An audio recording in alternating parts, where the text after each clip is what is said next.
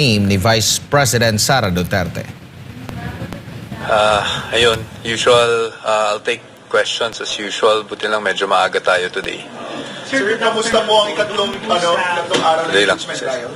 Okay naman po, we're very happy with our performance today also.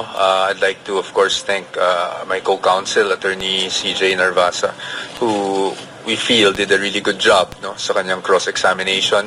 We had targets for today and we can confidently say that we were able to achieve those targets. Ano po yung mga targets?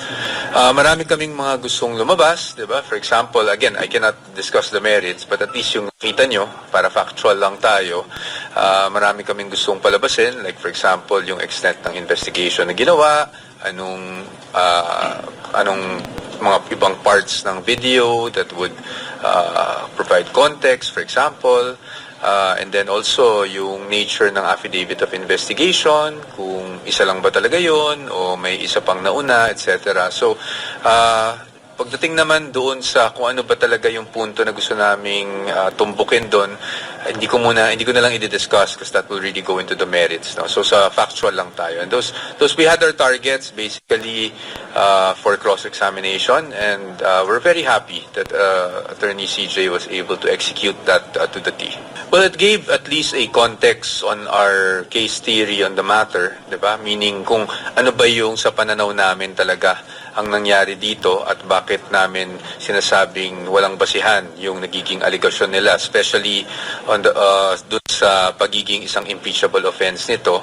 But as the presiding officer mentioned, dito naman sa litigation, dito sa mga nangyayaring paglilitis, ang importante is maliban sa mga statements, ang importante talaga ay mapakita natin through yung mga ebidensya na ilalabas pa natin sa mga darating na araw. Again, ang gusto kong mapaliwanag sa ating mga kababayan, may kasi yan, kumbaga we take our turns, so prosecution muna talagang naglalatag ng kanilang ebidensya, at pagkatapos naman nun, once the prosecution rests and makes their formal offer on the documentary evidence that they will be offering, panahon naman yun ng depensa para naman maglabas at maglatag ng aming mga testigo at mga ebidensya. Mahirap po kasi Sir Henry, pasensya na po talaga kayo because we will be getting into the merits So when we discuss that, we sway public opinion one way or the other. Pero ang masabi ko lang po, gusto lang naming ipakita kung ano ba talaga yung naging extent ng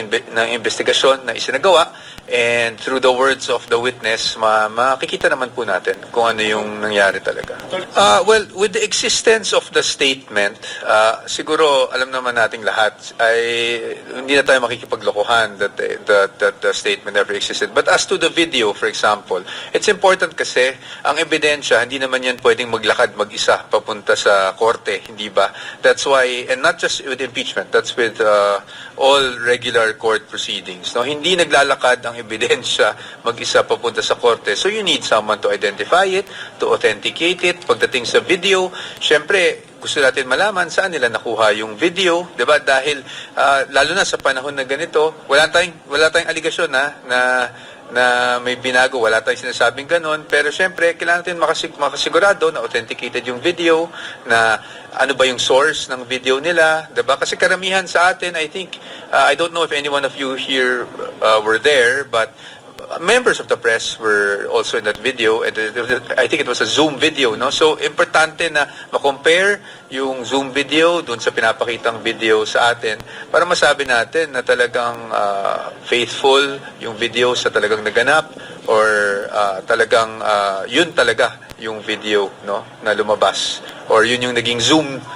press conference na lumabas. So although I'm sure maraming na natagalan sa proceedings kahapon, that's normal, and I'm sure pagdating sa defense, that's why I always say, in fairness to the prosecution, pagdating sa defense, baka kailanganin din namin gawin yan, mag-authenticate ng hindi lang ng video pero mga dokumento, which will take time because we will need the persons who have personal knowledge in terms of extraction of documents, videos, transcripts, etc., to identify them in open court.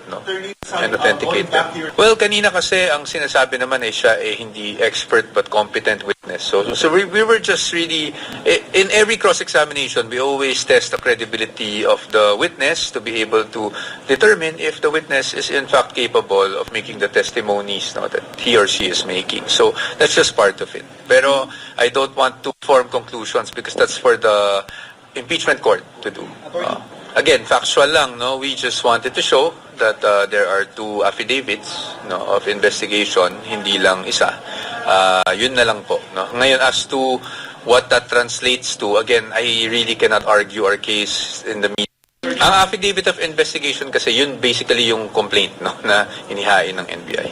Well, kanina, ang inisip namin, di naman na kailanganin muna para sa witness na ito yung 2-hour video. That's not to say that we will not be asking for the playback of the 2-hour video for some other witness. No? I'm not saying we will, I'm not saying we won't. Parati kong sinasabi, tinitingnan namin base sa takbo ng proceedings kung kailangan ba o hindi. And as I've told you, I think both the prosecution and the defense ayaw rin namin patagalin we play a 2-hour video that will take 2 hours 26 minutes of our time. And of course judicial time also, the time of the court. So hangga't naman hindi kinakailangan, sabi nga namin, hangga't pwedeng papabilisin namin. Pero kung sa tingin namin kinakailangan, we're still not discounting the fact that we might ask for that whole 2-hour video to be 2 hours 26 minute video. The way I'll respond to that is once the witness is called, the offer is made. If we feel the need to object, of course we will object to the purpose for the presentation of the witness. And kung hindi naman, we will be ready to cross-examine that witness. Tuesday po yata, balisa. Handa naman po kami dahil expected na po yan. Lumabas na kasi sa pre-trial brief ng prosecution itong mga witnesses na ito. So tayo naman ay handa na as far as, of course, Agent Lotok, Agent Lotok and si Captain Bello, kung hindi ako nagkakamali, nandun na rin sila sa House Committee on Justice hearing. So, we have prepared for them. Well, that is for the prosecution kasi sila ang nagtawag kay Attorney Zulaika. So, we will just be there to see if we need to ask further questions on Attorney Zulaika once the prosecution is done with their direct. We'll see if there's a need for us to cross-examine. Yes, yesterday, nung lumabas yung motion, nakatanggap kami ng kopya ng motion for issuance of subpoena, which included the name of Attorney Zulaika Lopez or Yusek Lopez, we have informed the Vice President of the same. And naman siya, as I told you earlier, yung reaction naman niya, wala naman siyang ganong reaction doon because I think everyone expected it naman, including the Vice President. I think na-mention na po kanina, balikan na lang natin na-mention naman kanina yan, no? But of course, one is context, hindi ba? But I guess to sum it up, it was the transcription. That's why ganun yung tanong ni Attorney CJ.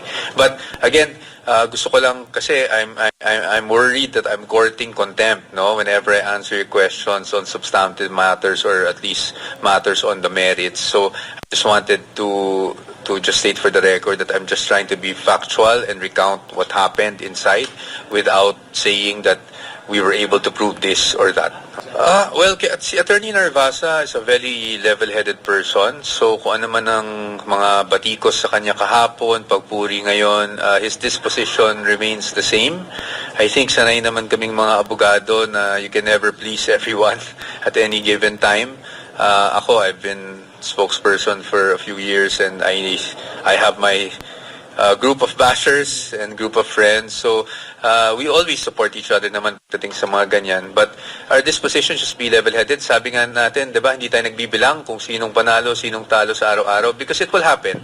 There will be times that members of the public won't like what we do. There are times that members of the public would like it. So sa atin, we're just focused on our job and do the best we can to defend the Vice President. Definitely, para sa akin, 10 out of 10 din. Score internally, meaning we're very happy that we hit our targets. But as to yung scoring on nanalo ba kami today or yesterday or ano, I really don't want to do that. As you can see, ang tanong sa amin kanina is bakit kami object kahapon. And then ngayon nakita nyo rin, puro objection rin ang prosecution. And I'm saying, there's nothing wrong with that. There's nothing wrong with the prosecution objecting. There's nothing wrong with us objecting. It's just lawyers doing their jobs. Because we had targets and we were able to meet our targets. So I think we accomplished a lot today.